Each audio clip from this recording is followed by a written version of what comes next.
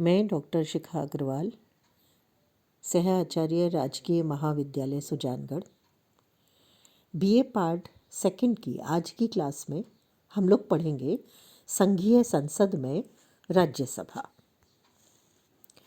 पिछली क्लास में हम लोगों ने भारतीय संसद के बारे में पढ़ा था, क्योंकि भारत में जो संसदीय मॉडल है वो हमने ब्रिटिश मॉडल से लिया है और भारत में इसे द्विसदनात्मक बनाया गया है। द्विसदनात्मक व्यवस्थापिका जो भारत में संसद है उसके दो सदन हैं। एक जो उच्च सदन है वो है राज्यसभा और जो निम्न सदन है वो है लोकसभा। हमने अपनी पिछली क्लास में पढ़ा था कि संविधान के अनुच्छेद 79 में ये व्यवस्था की गई थी कि भारतीय संघ की एक संसद होगी और जिसका निर्माण राष्ट्रपति और दो सदनों से मिलकर होगा। और उसी में हमने ये देखा था कि ये जो दो सदन हैं उनमें एक सदन राज्यसभा है और दूसरा लोकसभा। 1919 और 1935 का एक्ट जो भारत की स्वतंत्रता से पहले बना था और ब्रिटिश शासनकाल की देन थी, उसमें भी भारत में द्विसदनात्मक व्यवस्थापिका की स्थापना की गई थी। जब भारतीय संविधान बना तो उसमें संसदीय व्यवस्था के साथ साथ संघात्मक व्यवस्था का प्रावधान भी किया गया और इसलिए जब द्विसदनात्मक व्यवस्थापिका की स्थापना भारतीय संविधान में की गई तो संघीय क्षेत्र से राज्यसभा में प्रतिनिधि की व्यवस्था की गई, यानी राज्यसभा के जो सदस्य होंगे वे राज्यों के प्रतिनिधि होंगे और निम्न सदन यानी लोकसभा जनता द्वारा प्रत्यक्ष रूप से निर्वाचित होगी। तो इस तरह से संघीय व्यवस्था को ध्यान में रखते हुए भी संसद का गठन किया गया है और लोकतंत्र को ध्यान में रखते हुए भी संसद का गठन किया गया है। आज हम लोग देखेंगे संसद का उच्च सदन राज्यसभा। जब हम ब्रिटिश संसद की बात करते हैं तो वहाँ जो उच्च सदन है हाउस ऑफ लॉर्ड्स वो वंश परंपरागत रूप से चुना जाता है, यानी वो चुना नहीं जाता, वंश परंपरागत रूप से कार्य करता है। लेकिन भारत में ऐसा नहीं है। भारत में जो उच्च सदन है वो राज्यों को प्रतिनिधित्व देता है। संविधान के अनुच्छेद 80 के अनुसार राज्यसभा के सदस्यों की जो अधिकतम संख्या है वो 250 हो सकती है। इन 250 सदस्यों में से 12 सदस्यों को राष्ट्रपति मनोनीत करते हैं। ये 12 सदस्य वे होते हैं जो अपने क्षेत्र में बेहद अनुभवी होते हैं और विशेष प्रकार के ज्ञान से पूर्ण होते हैं, जैसे कला, साहित्य, विज्ञान, समाज सेवा या सहकारिता आदि। तो इस तरह के क्षेत्रों से इनको राष्ट्रपति मनोनीत करते हैं, जहां से सामान्य तौर पर लोग चुनाव लड़के नहीं आ पाते या चुनाव नहीं लड़ते, लेकिन उनका भी प्रतिनिधित्व होना चाहिए, ऐसा माना गया। शेष जो सदस्य हैं यानी 250 में से 12 सदस्यों को अगर हम हटा दें तो जो 238 सदस्य हैं वो संघ की इकाइयों का प्रतिनिधित्व करते हैं। इनका जो चुनाव है ये एकल संक्रमणीय मत प्रणाली और आनुपातिक प्रतिनिधित्व की पद्धति के द्वारा होता है। भारत संघ के जो विभिन्न क्षेत्रों की विधानसभाओं के सदस्य हैं उनके द्वारा इनका चुनाव होता है। जहाँ पर संघीय क्षेत्रों में विधानसभाएं नहीं है, यानी जिन राज्यों में विधानसभाएं नहीं है, वहाँ पर राज्यसभा के सदस्यों के चुनाव के लिए विशेष प्रकार के निर्वाचक मंडल को बनाया जाता है।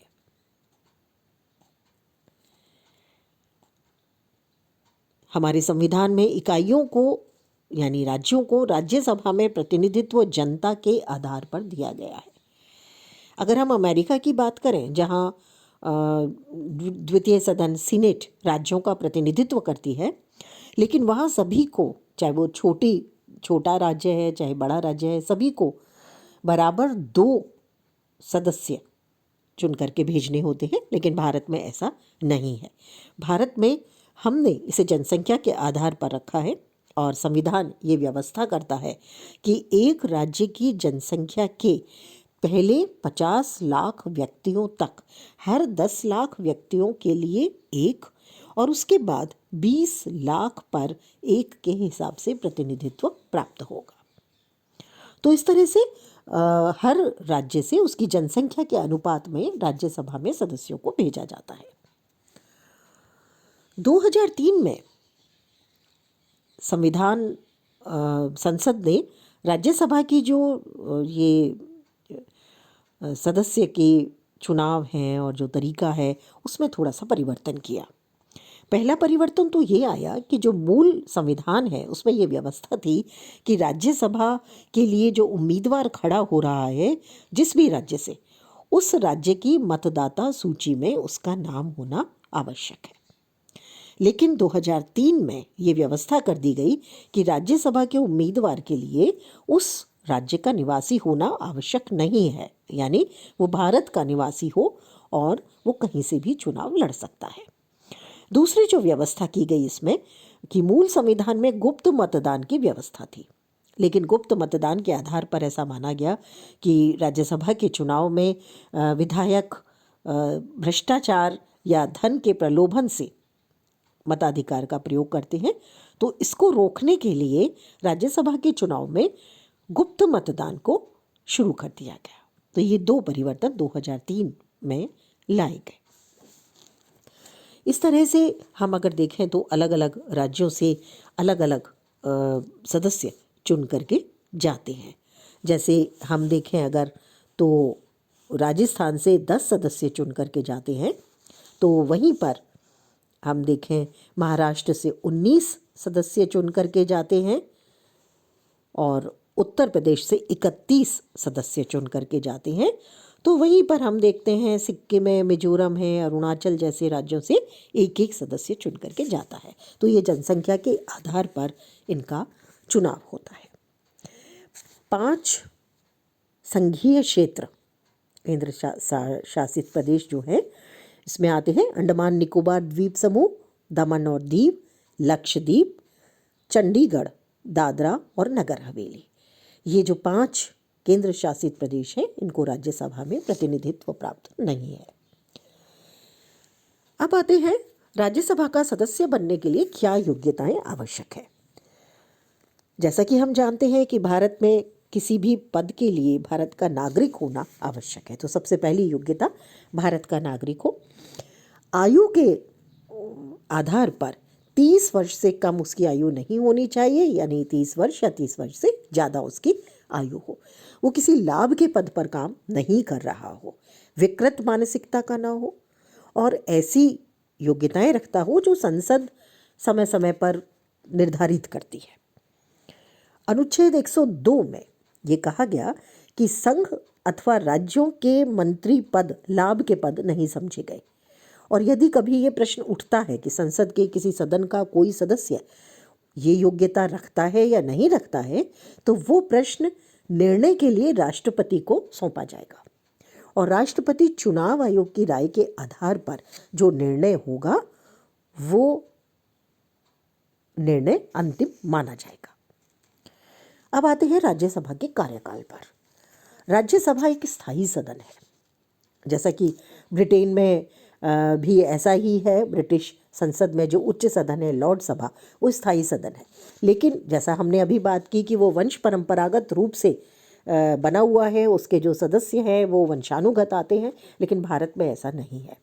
भारत में सदन स्थायी है, एक साथ भंग नहीं होता, लेकिन इसके सदस्यों का कार्यकाल 6 वर्ष है। इसे स्थायी इसलिए माना जाता है क्योंकि राष्ट्रपति इसे भंग नहीं करते और पूरी राज्यसभा का चुनाव एक साथ नहीं होता। राज्यसभा को फिर हम कैसे हम बार बार बात कर रहे हैं कि 6 वर्ष का कार्यकाल है, तो ये इसलिए है क्योंकि इसके जो सदस्य हैं कुल, उनमें से 1/3 सदस्य प्रति 2 वर्ष बाद सेवानिवृत्त हो जाते हैं, पद से निवृत्त हो जाते हैं और नए 1/3 सदस्य पद ग्रहण करते हैं। तो इस तरह से सदस्यों का कार्यकाल है, सदन पूरी तरह से स्थायी है।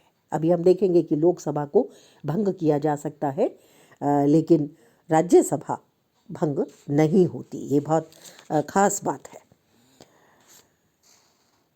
अब आते हैं इसके पदाधिकारी कौन है। संविधान के अनुच्छेद 89(1) में भारत का उपराष्ट्रपति जो भी होगा वो राज्यसभा का पदेन सभापति होता है, यानी अलग से कोई सभापति नहीं होता। ये संविधान में व्यवस्था है कि जो भी भारत के उपराष्ट्रपति हैं वो राज्यसभा के पदेन सभापति होंगे और राज्यसभा अपने में से ही किसी एक सदस्य को उपसभापति निर्वाचित करती है। राज्यसभा का उपसभापति जब सभा का सदस्य नहीं रह जाता, उसका पद रिक्त हो जाता है, या वो खुद त्याग पत्र दे देता है अथवा सभा के सदस्यों द्वारा बहुमत से प्रस्ताव पारित कर उसे पद से हटाया जा सकता है। यदि सभापति अनुपस्थित है या ऐसे समय में जब उपराष्ट्रपति के रूप में काम कर रहा है तो राज्यसभा का उपसभापति सभापति के कर्तव्यों का पालन करेगा, और यदि उपसभापति का स्थान भी खाली है तो राज्यसभा का ऐसा सदस्य जिसे राष्ट्रपति उसके लिए नियुक्त करे उपसभापति के रूप में कार्य करेगा। राज्यसभा के सभापति और उपसभापति को भारत की संचित निधि में से वेतन दिया जाता है। सभापति और उपसभापति को वो समस्त अधिकार प्राप्त होते हैं जो सामान्य तौर पर हम विधानमंडल के अध्यक्षों को देखते हैं, जैसे सदस्यों को भाषण की अनुमति देना, सदन की कार्यवाही को संचालित करना, कार्यप्रणाली संबंधी प्रश्नों को तय करना, वाद विवाद को सुचारू रूप से संचालित करना, जो प्रश्न विचाराधीन हैं उन पर मतदान कराना और उसका परिणाम घोषित करना। तो ये कुछ कार्य हैं जो सामान्य तौर पर जो उपसभापति और सभापति हैं वे करते हैं। राज्यसभा की गणपूर्ति की बात करें तो ये है कि कुल सदस्य संख्या का 1/10 हिस्सा यानी 10वां हिस्सा उपस्थित है तो गणपूर्ति मानी जाती है। अब आते हैं राज्यसभा के कार्य और शक्तियां।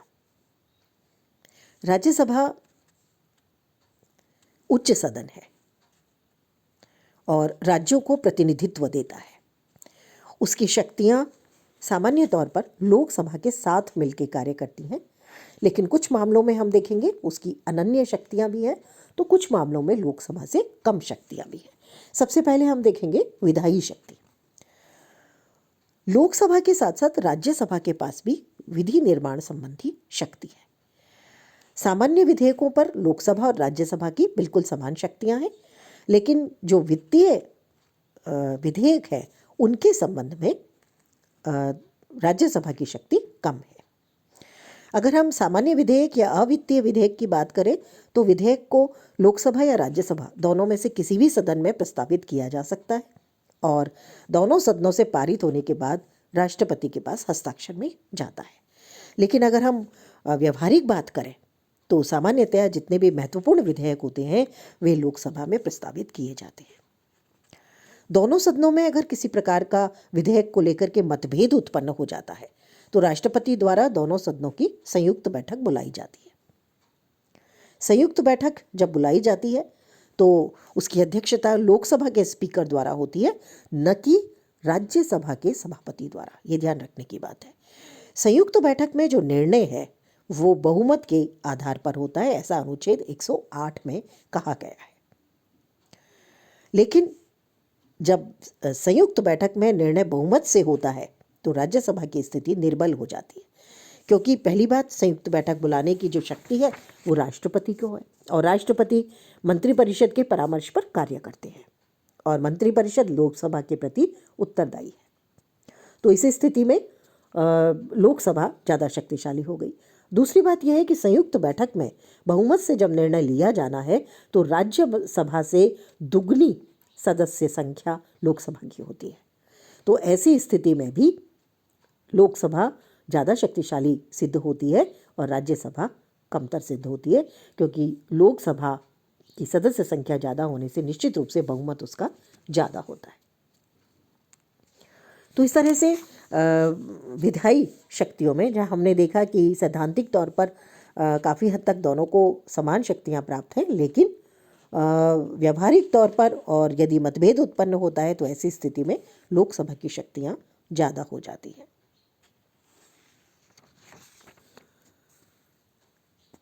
दूसरा है संविधान संशोधन की शक्ति।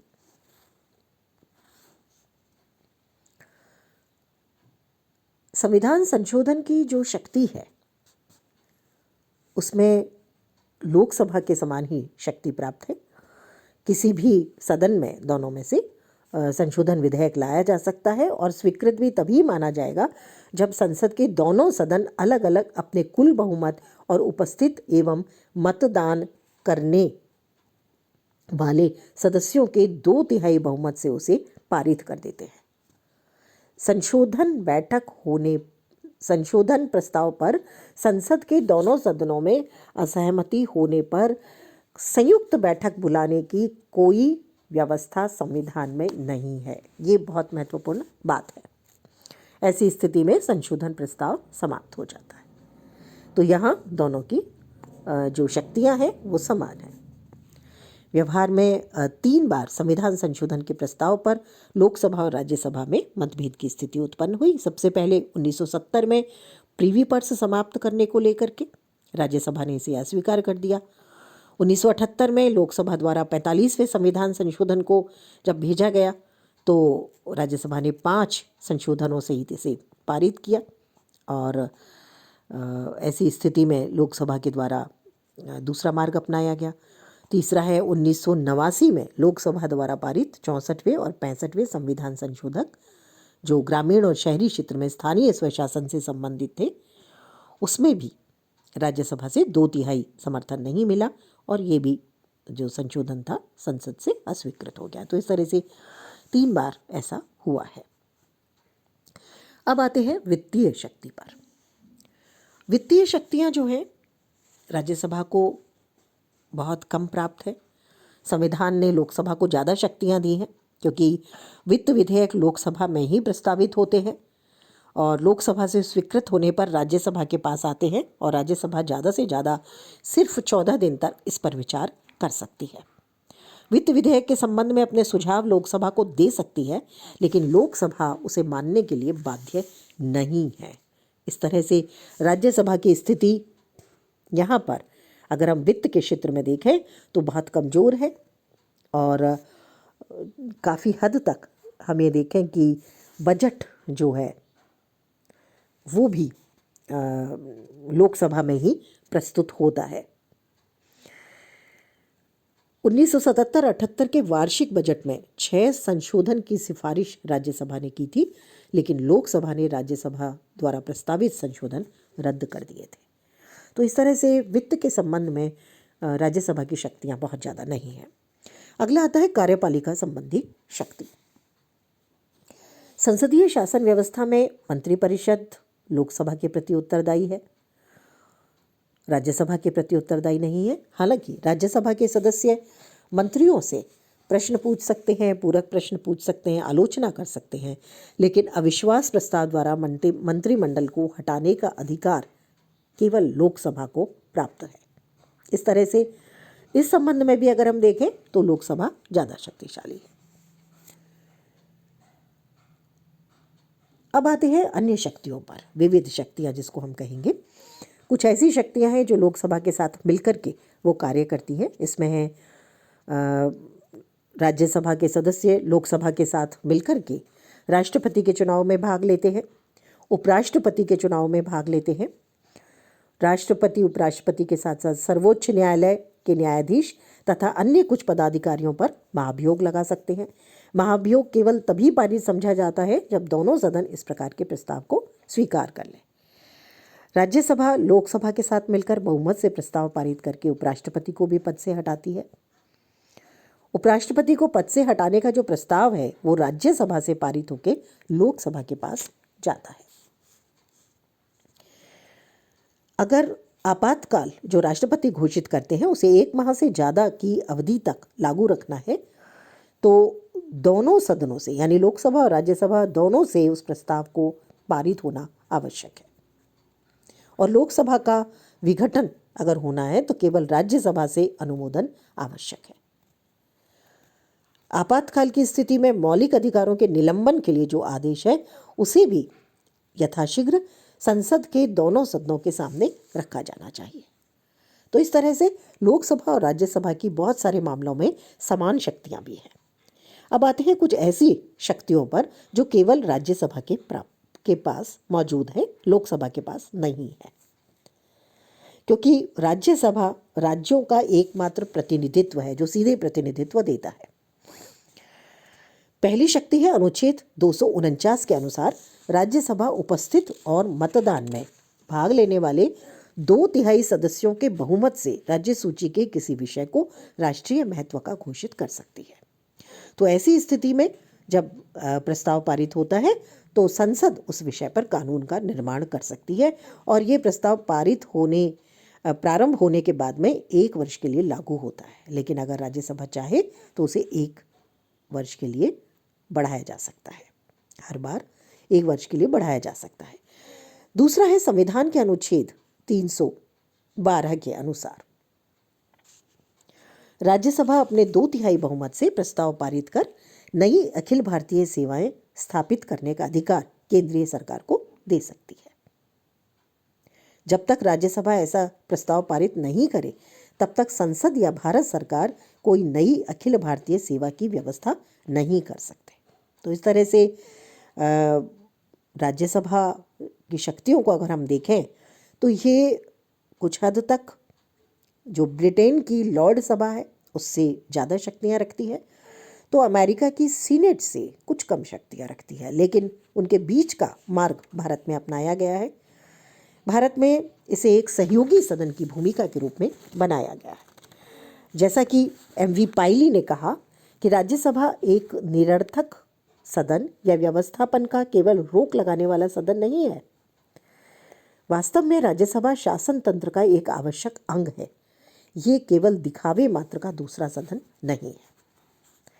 अब आते हैं कि हमने जैसा देखा कि बहुत ज़्यादा शक्तियाँ इसके पास में नहीं है, और जब संविधान सभा में बहस हो रही थी द्विसदनात्मक व्यवस्थापिका के लिए, तो कुछ सदस्य द्वितीय सदन की उपयोगिता पर भी संदेह प्रकट करके एक सदनात्मक व्यवस्थापिका बनाने के पक्ष में थे। जो प्रमुख बातें इसमें आती हैं उसमें आता है सबसे पहला रचना संबंधी बातें हैं, रचना संबंधी आलोचनाएं हैं। इसके गठन को लेकर के आलोचनाएं की जाती हैं। सबसे पहली बात ये है कि राज्यों को समानता के आधार पर इसमें लिया जाना चाहिए था, लेकिन ऐसा नहीं किया गया। जनसंख्या के आधार पर इसमें इसको लिया गया है। राज्यसभा का गठन जो है वो दलगत आधार पर होता है और वो दलगत आधार पर ही काम करते हैं, ऐसा माना जाता है। और दूसरी चीज़ है कि राज्यसभा के सदस्यों का अप्रत्यक्ष निर्वाचन होता है, और अप्रत्यक्ष निर्वाचन से भ्रष्टाचार की घटनाएं बढ़ सकती हैं।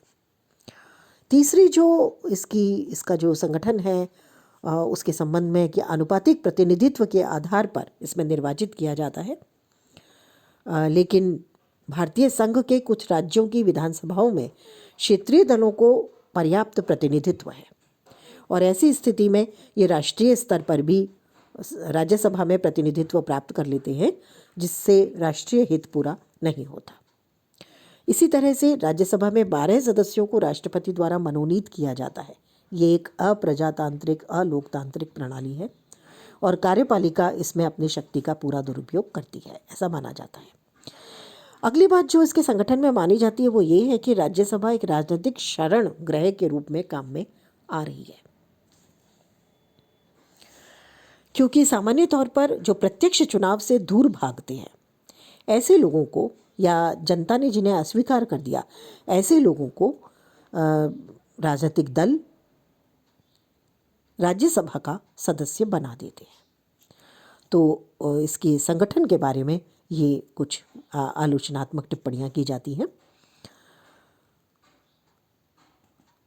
2003 में राज्यसभा की जो संरचना है उसमें परिवर्तन जो किया गया उसमें भी आलोचना की जाती है कि राज्यसभा राज्यों का सदन है, और जो संबंधित राज्य के निवासी होने की शर्त थी उसे कड़ाई से लागू किया जाना चाहिए था, लेकिन 2003 में इसे खत्म कर दिया गया। दूसरी बात कही गई कि खुला मतदान जो है वो लोकतांत्रिक मूल्यों के मूल सिद्धांतों के विरुद्ध है, गुप्त मतदान होना चाहिए था। दूसरी जो आलोचना की जाती है वो है शक्ति संबंधी आलोचना। इसके जो अधिकार और शक्तियां हैं सामान्य तौर पर लोकसभा से बहुत कम है। साधारण विधेयक के संबंध में 6 महीने और वित्त विधेयक के संबंध में सिर्फ 14 दिन की देरी लगा सकती है। और सामान्य विधेयक पर भी किसी भी इनकी अनुशंसा को मानने को लोकसभा बाध्य नहीं है, और न ही वित्त विधेयक पर। मंत्रिपरिषद की कार्यवाही को नाम मात्र का प्रभावित करती है। मंत्रियों को हटाने की शक्ति भी इसके पास नहीं है। कुछ अन्य जो कार्य जो हमने अनन्य शक्ति के रूप में देखे, राज्य सूची के विषय को राष्ट्रीय महत्व का घोषित करना या अखिल भारतीय सेवाएं स्थापित करना, तो ये कार्य तो किसी भी संस्था या अधिकारी को सौंपे जा सकते थे। तो ऐसा कहा जाता है कि राज्यसभा को अगर समाप्त भी कर दिया जाए तो भारतीय संविधान में संसद की कार्यवाही पर कोई ज़्यादा प्रभाव नहीं पड़ने वाला। और काफ़ी हद तक हम देखते हैं कि जिन प्रस्तावों पर राज्यसभा समय लगाती है, वास्तव में वो विशेष परिस्थितियों में बहुत हानिकारक सिद्ध हो सकता है और अनावश्यक रूप से हम कहें कि रोड़ा या अंकुश भी ये लगा सकती है। तो इस तरह से बहुत ज़्यादा राज्यसभा के पास शक्तियाँ नहीं हैं, ऐसा बहुत सारे आलोचकों का मानना है। लेकिन इसके बावजूद भी राज्यसभा जो है ये लोकसभा की सहायक है, सहयोगी है, और हालांकि इसके पास कोई निषेधात्मक शक्ति नहीं है, लेकिन रचना की दृष्टि से अगर हम देखें तो ये राज्यों का प्रतिनिधित्व कर रही है। इसमें योग्य लोग हैं, इसमें मैच्योर लोग हैं, इसमें विभिन्न और विशिष्ट क्षेत्रों से आए हुए लोग हैं। और इस दृष्टि से अगर हम देखें तो विश्व का सबसे अधिक श्रेष्ठ द्वितीय सदन है, प्रजातंत्र के योग्य है, और उद्देश्यों की पूर्ति करने की दृष्टि से अगर देखें तो सर्वाधिक संतुलित द्वितीय सदन के रूप में जाना जाता है। तो ऐसा नहीं है, दोनों मिलकर के संसद का निर्माण करते हैं और भारतीय संसद के रूप में जाने जाते हैं। तो राज्यसभा का अपना महत्व है। अगली क्लास में हम पढ़ेंगे लोकसभा के बारे में।